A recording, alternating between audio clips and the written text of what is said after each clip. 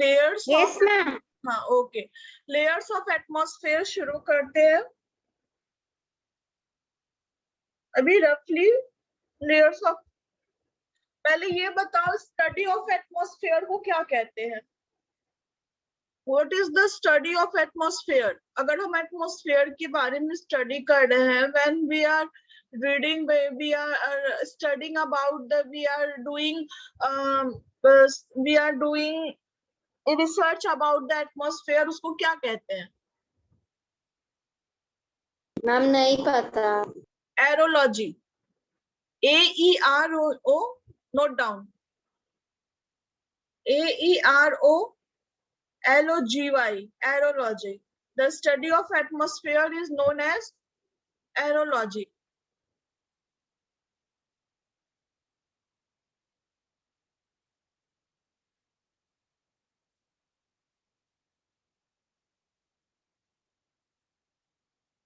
Yes ma'am लिख लिया। Okay. Chalo, I'm drawing the layers of atmosphere.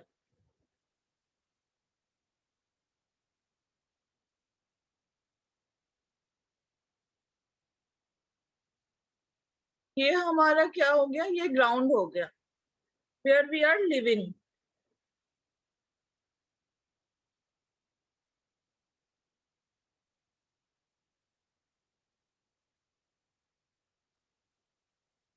ठीक है, this is Mount Everest.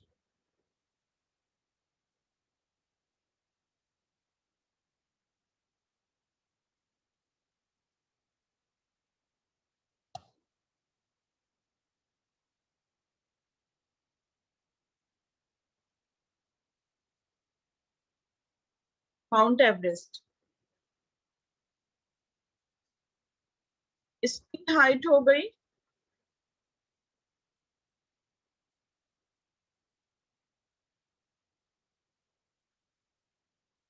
यहाँ से 8 kilometre troposphere, and from here it is 18 kilometre. यही है ना? हाँ हाँ। Yes. So from the ground where we are living to the height of 8 kilometer, and in the mountain region, means at the Mount Everest, from the ground to the 18 kilometer, the atmosphere which lies is known as troposphere. Ma'am अभी आपका sound clear नहीं आया था। अभी आया? Yes हाँ। This is troposphere. Okay, ये क्या है? This is stratosphere.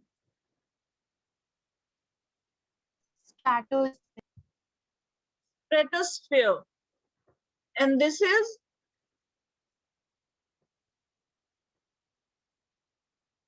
mesosphere. This is ma'am thermal है। thermosphere. And this one is, exosphere. just a minute, हमने ज्यादा ड्रॉ कर दिया। This is exosphere. अब अगर हम नेम में ही देखें तो नेम में हमें लग रहा है इसका मीनिंग समझ में थोड़ा थोड़ा आ रहा है कि नेम से ही मीनिंग, अगर ध्यान से देखो, थोड़ा सा थिंक ओवर करो इसके नेम पे, तो हमें पता चल जाएगा कि इसका वर्क क्या है। अब सबसे पहले तो हम हाइट देख लेते हैं कि इसकी हाइट कितनी कितनी है।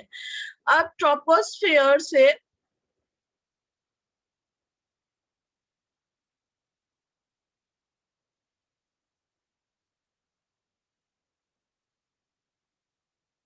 अब अगर ट्रोपोस्फियर से हम स्ट्रेटोस्फियर कितनी दूर तक लाई करता है? It is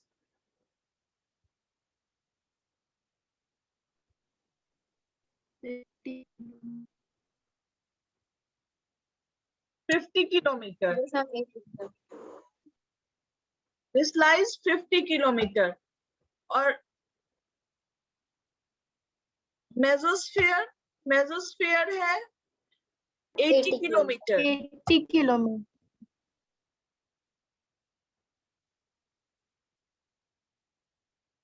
thermosphere ma'am 450 kilometre.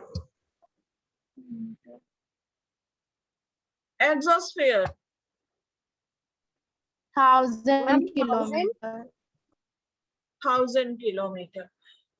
Okay, अब ये बताओ जरा कि जैसे ये डिस्टेंस जो है 50 किलोमीटर, ये फ्रॉम द ग्राउंड है या फ्रॉम द ट्रोपोस्फियर है? From the ground. From the ground है या फ्रॉम द ट्रोपोस्फियर है? बताओ. From the ground. From the ground है, राइट. तो ट्रोपोस्फियर कितनी दूर तक लाई करता है? 8 किलोमीटर टू 18 किलोमीटर. और stratosphere lies from the ground 50 kilometre. यानी हमसे 50 किलोमीटर तक स्ट्रेटोस्फियर है. तो अगर हमें स्ट्रेटोस्फियर का वो निकालना होगा कि स्ट्रेटोस्फियर पूरे एटमॉस्फेयर में कितनी दूर लाई करता है, तो कैसे हम निकालेंगे इस? How do we calculate? Ma'am what? क्या कैलकुलेट? इफ आई से कि स्ट्रेटोस्फेयर का वो निकालो कि डिस्टेंस निकालो कि वो कितने किलोमीटर तक लाई करता है. From how many kilometer does the stratosphere only? I'm not asking about the combination like troposphere and a stratosphere. I'm asking only how many kilometer does the stratosphere lies? Means this one. Ma'am उसका तो ending ma'am point बताना पड़ेगा. Ending point ma'am कितना kilometre है? वही मैं पूछ रही हूँ. आई एम आस्किंग कि जैसे 8 किलोमीटर ट्रोपोस्फियर है from the ground. This is our ground. और फ्रॉम द ग्राउंड स्ट्रेटोस्फेयर हमारा 50 किलोमीटर तक लाई करता है. और अगर मैं ये पूछूं कि सिर्फ स्ट्रेटोस्फेयर कितनी दूर लाई करता है?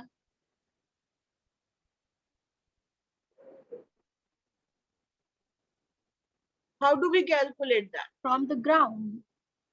नहीं, सिर्फ स्ट्रेटोस्फेयर कितनी दूर लाई करेगा?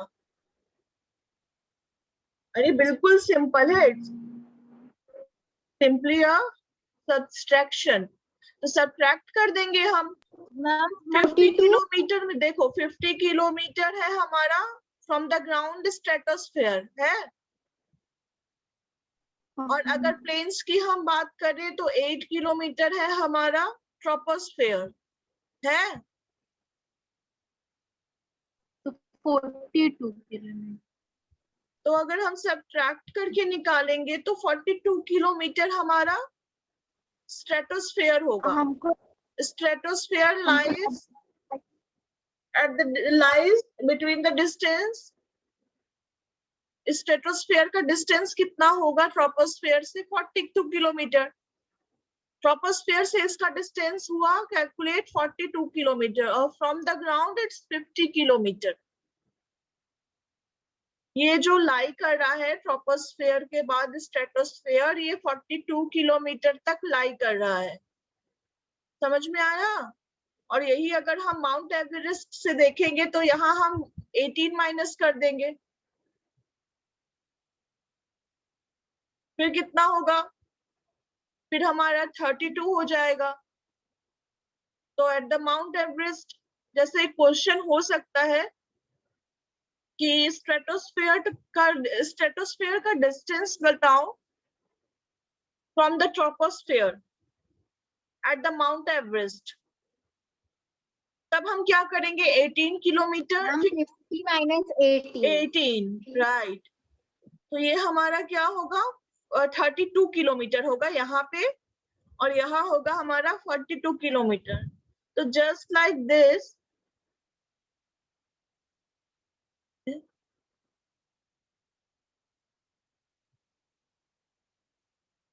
So just like this, क्या होगा कि ये जो है हमारा हर स्फीयर पे ये अलग अलग होता जाएगा।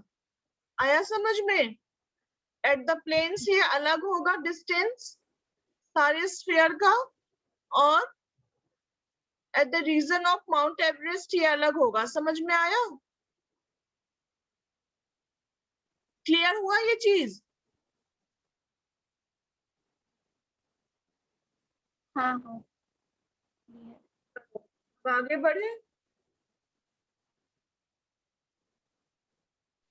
Yes ma'am.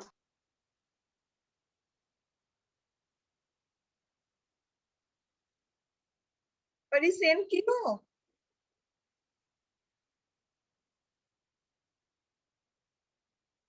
चैप्टर सेम की हो? जान नहीं, सेंड तो किए हैं पर बहुत धीरे धीरे जा रहा है। Minute, fine.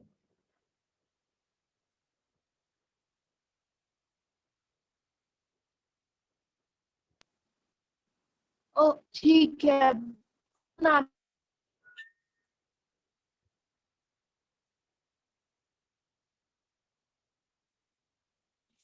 अब लेयर्स ऑफ एटमॉस्फेयर हम शुरू कर रहे थे, है ना? तो ट्रोपोस्फेयर क्या है? The lowest and densest layer of atmosphere is known as the troposphere. ये क्या है? ये सबसे लोवेस्ट है। वो तो नॉर्मली जब हम ग्राफ देखेंगे और ये चीजें अगर हमें क्लियर होंगी, सबसे इंपॉर्टेंट है ये लर्न करना, ठीक है? अगर ये चीजें क्लियर होंगी तब तो हम कह सकते हैं ना कि एक क्वेश्चन अगर होगा कि which is the lowest layer of the atmosphere, तो troposphere is the lowest layer of the atmosphere and it is densest layer of the atmosphere. Densest क्यों? क्योंकि यहाँ clouds होते हैं, clouds, thunderstorm, storms, cyclone, ये सभी इसी लेयर पे आते हैं ना? हमारे एनवायरनमेंट में ये सारी चीजें होती हैं। So this is the densest layer of the atmosphere and this is the lowest layer of the atmosphere. About 3/4 of the mass of the atmosphere is contained within this layer. जो 3/4 है total mass atmosphere का, वो इसी layer पे है। The extent of this layer is about 18 kilometer above the equator, but only about 8 kilometer above the two poles. अब equator और two poles का मतलब क्या समझ में आया, ये बताओ? Anyone? मैम किसका? इक्वेटर एंड टू पोल्स में इसका अलग अलग डिस्टेंस है। दिस इज अर्थ, ठीक है? दिस विल बी इक्वेटर, ये इक्वेटर होगा हमारा। And these are called two poles of the earth. North pole and this one will be south pole. तो ये जो इक्वेटर है, दिस इज इक्वेटर। तो यहाँ पे ट्रोपोस्फेयर का डिस्टेंस क्या होगा? माउंट एवरेस्ट भी यही लाई करता है। अगर हम इंडिया का मैप ड्रॉ करें, अगर ग्लोब में देखोगे, ग्लोब है ना परी? ग्लोब में हाँ, देखना, हाँ ग्लोब में देखना कि इक्वेटर कहाँ है and where is north pole and south pole. प्रसिद्धि तुम भी देखना, ओके? अगर ग्लोब नहीं होगा तो देन मैम है ग्लोब। है ना, तो नॉर्थ पोल और साउथ पोल देखना कि ये दोनों कहाँ है, और इक्वेटर देखना कहाँ है। उसके बाद जब इक्वेटर फाइंड कर लोगे, देन यू विल सी कि माउंट एवरेस्ट क्या इक्वेटर पे लाई करता है। Then you will find out कि हाँ वो लाई करता है, इक्वेटर पे वो आता है। तो इक्वेटर पे उसका डिस्टेंस क्या होगा? इक्वेटर पे ट्रोपोस्फेयर का डिस्टेंस होगा, कितना होगा? 18 किलोमीटर। 18 किलोमीटर। और नॉर्थ पोल और साउथ पोल पे इसका डिस्टेंस होगा 8 किलोमीटर। ठीक है, क्लियर है? The troposphere acts like a blanket, और obviously it acts like a blanket. Ma'am हाँ, मैम ऐसा नहीं होता है कि मैम पोल्स पे मैम एटमॉस्फेयर होता है, sorry, ऐसा क्यों होता है कि मैम जो पोल्स होता है उस पे पतला सा एटमॉस्फेयर होता है? क्या होता है? क्लियर नहीं आवाज आ रही है। थोड़ा सा होता है। नो मैम देखिए मैम जो पोल्स होता है मैम उस पे मैम पतला एटमॉस्फेयर होता है मैम 80 किलोमीटर होता है, और जो मैम इक्वेटर रहता है उस पे 18 किलोमीटर। ऐसा क्यों होता है? वो बताया ना, डिस्टेंस जो है वो मैटर करता है। अगर हम देखें कि earth is like a Oval shape, है ना, अर्थ कैसा होता है? ओवल शेप हुआ, तो डेफिनेटली यहाँ का डायमीटर कम होगा। अगर हम अर्थ को जैसे अलग अलग हम डाइसेक्ट करते हैं, अगर अर्थ को, ये हमारा अर्थ हो गया, तो क्या इसका और इसका डिस्टेंस इक्वल होगा? इन दोनों के बीच में इस पॉइंट और इस पॉइंट के बीच में डिस्टेंस इक्वल है? मतलब ये पॉइंट और इस पॉइंट और इस पॉइंट, इसके बीच में क्या डिस्टेंस इक्वल है? नहीं। तो this is the main reason why the layer of troposphere is 18 kilometer here and 8 kilometer here. समझ में आया? यहाँ पे डिस्टेंस वेरी हो रहा है और इसका धीरे धीरे ये स्फेरिकल शेप है, तो डायमीटर जो है, इसका डायमीटर ये ज्यादा होगा और ये कम होगा। आया समझ में?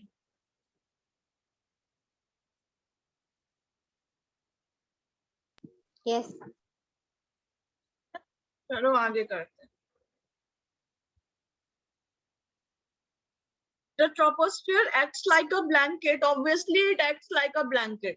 क्योंकि अगर हम यहाँ रहते हैं and it surrounds, it covers ourselves, it is covering ourselves, तो ये blanket की तरह ही act कर रहा है ना? This is acting like a blanket.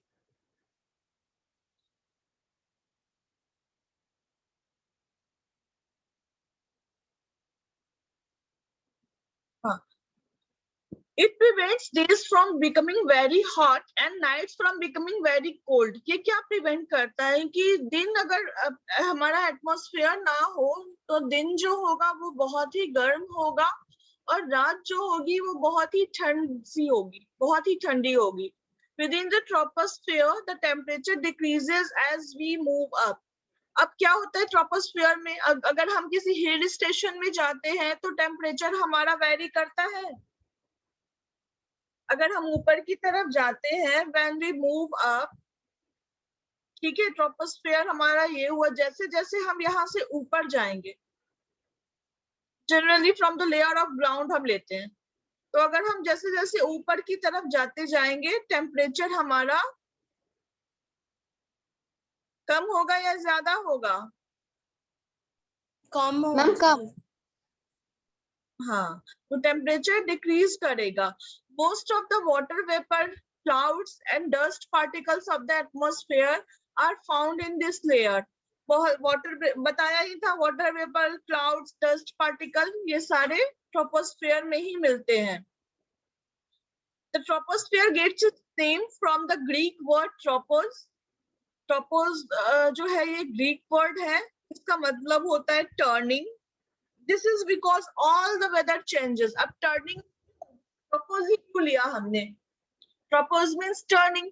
जितने weather changes होते हैं, समर सीजन आता है, विंटर सीजन आता है, रेनी सीजन आता है, ये सारे चेंजेस इस ट्रोपोस्फेयर में ही होते हैं. बारिश हो रही है, स्नोफॉल हो रहा है, आंधी आ रही है, साइक्लोन आ रहा है, ये सभी कुछ इसी लेयर में होता है, इस ट्रोपोस्फेयर में ही होता है. This is because all the weather changes at the troposphere only. We experience take place. The upper limit of troposphere is marked by the tropopause, where the general decrease in temperature with altitude stops. अब क्या होता है, ये है, इसे हम tropopause कहते हैं, जो सबसे ऊपर लेयर है। अब ट्रोपोपॉज क्यों कहते हैं? क्योंकि वहां जाके ट्रोपोस्फेयर स्टॉप हो जाता है। देखो, ट्रोपो और पॉज का मतलब पता है ना, कि पॉज कर देना, रोक देना। ट्रोपो मीन्स हो गया टर्निंग,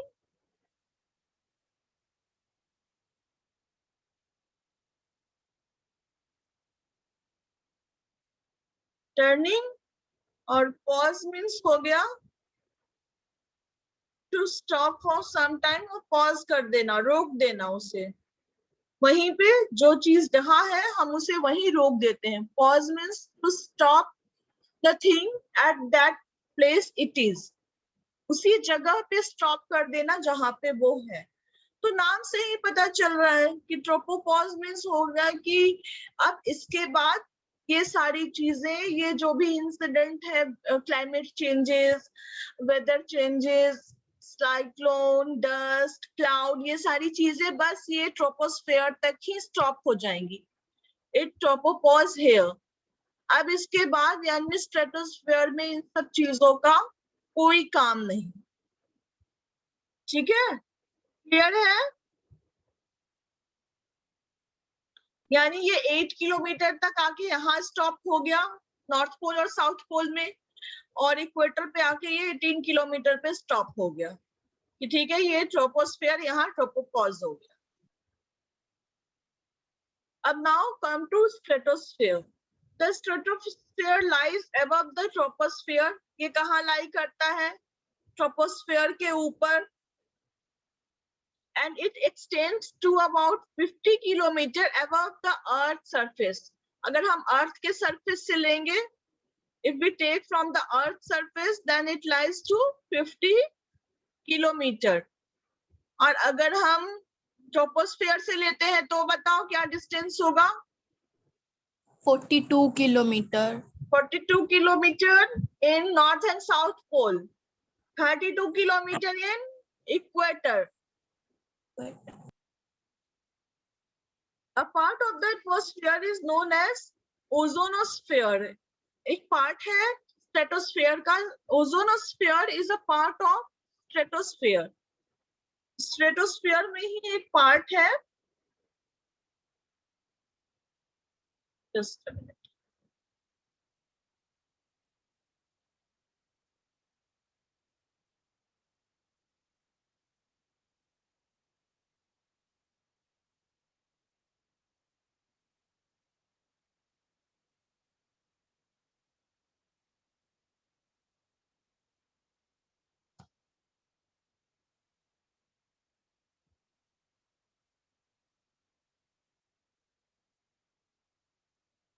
स्ट्रेटोस्फेयर में ही एक पार्ट है ozonosphere.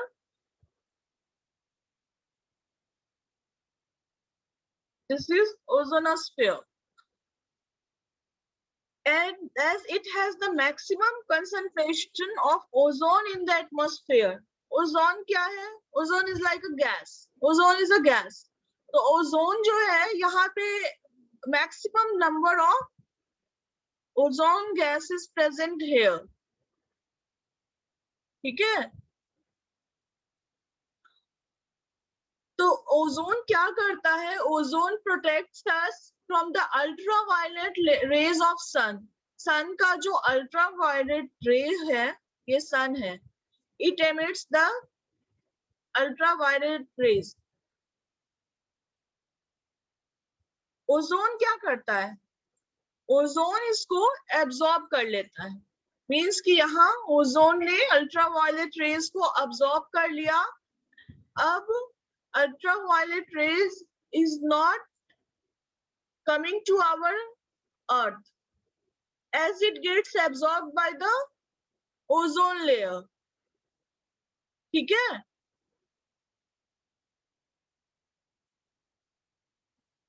ozone protects us by absorbing the harmful ultraviolet rays from the sun. The ozonosphere becomes quite warm by absorbing these rays.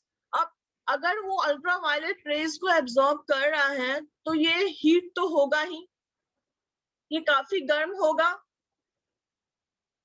ना, क्योंकि यहाँ आके ये अल्ट्रावायलेट रेज को एब्जॉर्ब कर लिया इसने।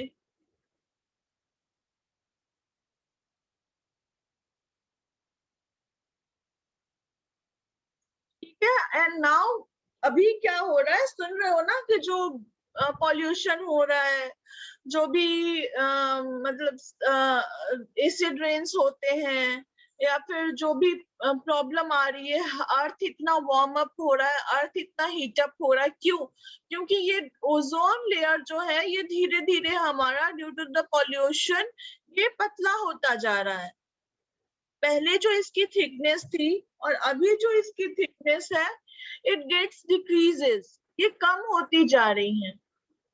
इसी को हम डिप्लीशन ऑफ ओजोन लेयर कहते हैं, डिप्लीशन ऑफ ओजोनोस्फीयर कहते हैं।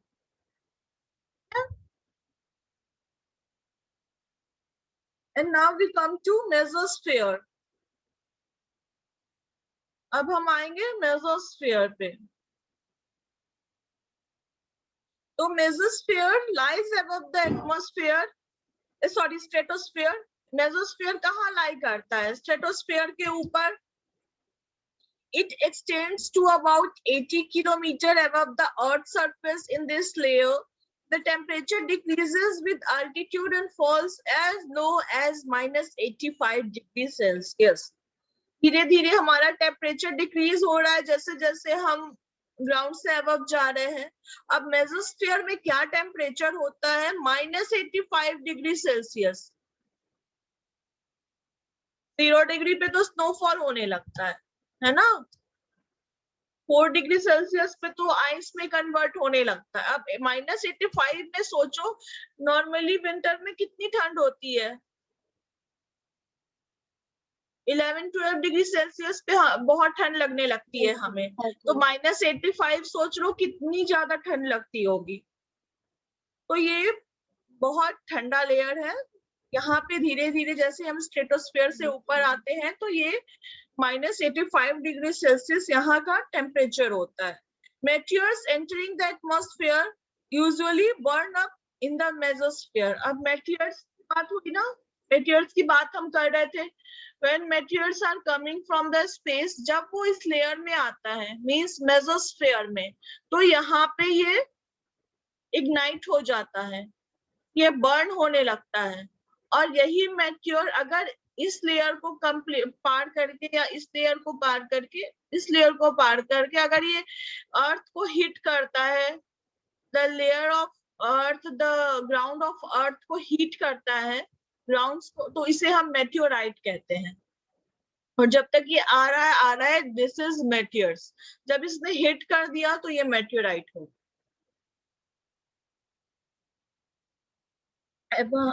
कहाँ थे? थर्मोस्फीयर पे आते हैं। Now come to thermosphere.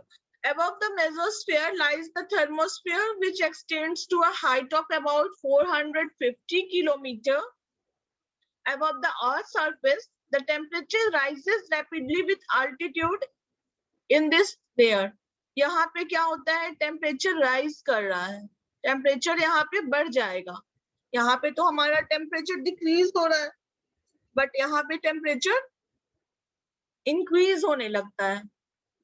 यहाँ पे टेम्परेचर वेरी करता है, यानी यहाँ होगे तो ये ठंडा होने लगेगा और यहाँ फिर बहुत गर्मी हो जाएगी। अब आते हैं हम एक्सोस्फीयर पे। The exosphere is the outermost layer of the atmosphere. The upper reaches of this layer merge with outer space. The temperature in this exosphere is very high. अब क्या होता है? यहाँ टेम्परेचर बहुत ही ज्यादा होता है, ये बहुत ही गर्म लेयर होता है, बहुत ही वार्म होता है। और इसके बाद सीधे हम कहाँ पहुंच जाते हैं? स्पेस में। स्पेस में पहुंच जाते हैं। अभी लिंक शेयर करेंगे, फिर ज्वाइन कर लेना, ठीक है? फिर क्या होता है? स्पेस में हम पहुंच गए तो यानी आफ्टर एक्सोस्फीयर हम सीधे स्पेस में पहुंच जाएंगे। And it is the warmest layer of the atmosphere. Earth नहीं, एटमॉस्फेयर का ये वार्मेस्ट लेयर होगा।